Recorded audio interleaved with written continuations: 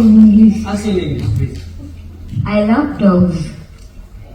They are the one who are very unique animals. I love all the animals, especially dogs. They are more loyal, more faithful. They never betray us. They'll trust you completely. Whatever food you give, they will trust you. And I love serving them. I'm doing this for 12 years. Yes.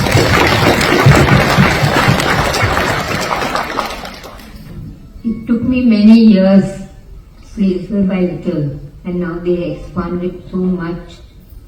But still, I want to keep this work going on.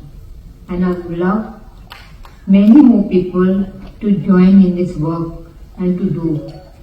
We should fight for them. Don't allow anyone to hurt them or even to hurt them. I have a lot of fight with the public when they do any harm. But we have to stand for our animals. It's a very struggle and it's a battle. It's not that easy. 365 days. No off, no chutti. I stay alone. I stay on rent. I'm not with my family, because if you stay with your family, you will never keep this work going on. So I get up early morning, 4 o'clock in the morning. It is like a job that can be entrusted.